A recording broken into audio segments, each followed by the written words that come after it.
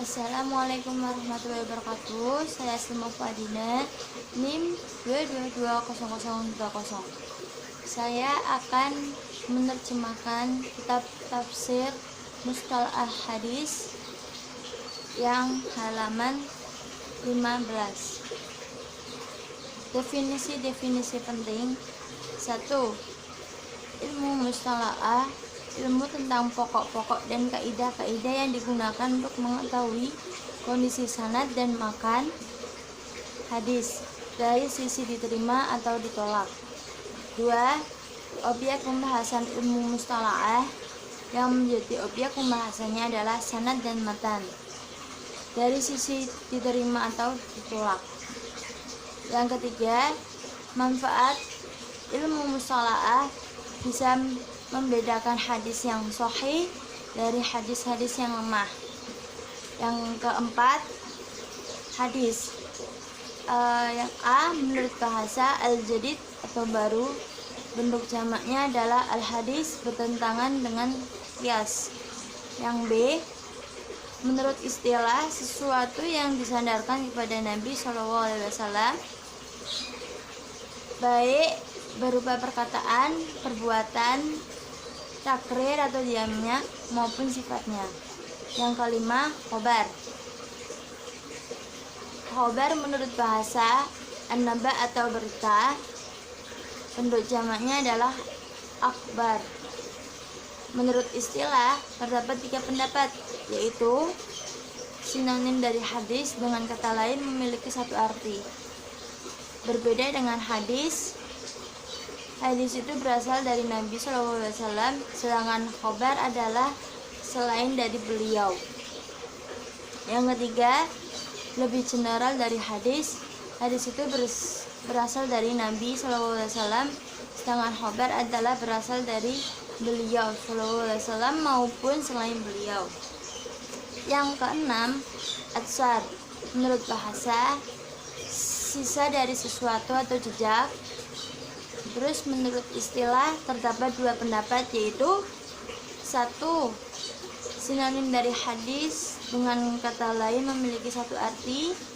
Yang kedua, berbeda dengan hadis, yaitu sesuatu disandarkan kepada para sahabat dan tabi'in, baik berupa perkataan maupun perbuatan.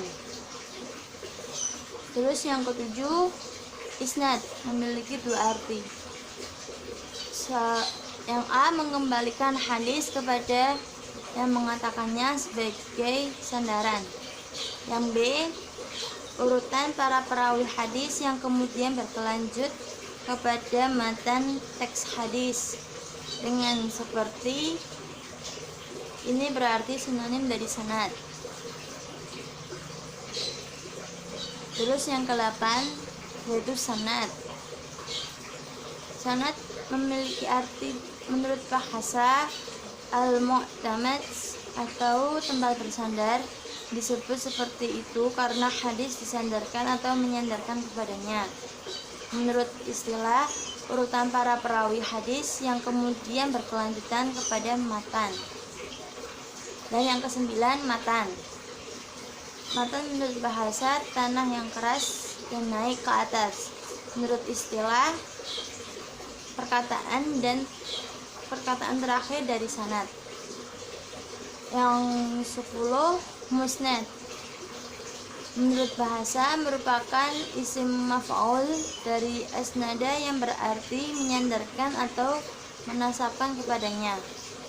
Menurut istilah memiliki 3 macam arti. Yang pertama, setiap kitab yang di dalamnya mengandung kumpulan apa yang diriwayatkan oleh para sahabat menurut ketentuan tertentu. Yang kedua, hadis marfu' yang sanadnya bersambung. Yang ketiga, jika yang dimaksudnya adalah sanad, berarti itu adalah masdar mim. Yang ke-11, musnid. Orang yang meriwayatkan hadis dengan sanadnya, baik orang itu mengerti ataupun tidak mengerti dan hanya menyampaikan riwayat saja. Yang ke-12, muhaddis. Orang yang bergelut dengan ilmu hadis. baik dari sisi riwayat maupun dirayah, mengetahui banyak riwayat dan kondisi para perawinya. Yang ke-13, hafidh. Ada dua pendapat. Menurut banyak para pakar hadis artinya sama dengan muhadis. Yang B, ada yang berpendapat bahwa al-hafidh itu martabatnya lebih tinggi dari muhadis karena ia lebih banyak mengetahui setiap tingkatan para perawi hadis dibandingkan ketidaktahuannya. Dan yang terakhir hakim. Orang yang pengetahuannya cukup seluruh hadis-hadis sehingga tidak ada perkara yang tidak diketahuinya melainkan amat sedikit. Hal itu menurut sebagian ahli ilmu hadis. Sekian, dan jika ada kesalahan yang saya ucapkan mohon dimaafkan. Billahi taufiq wal hidayah. Wassalamualaikum warahmatullahi wabarakatuh.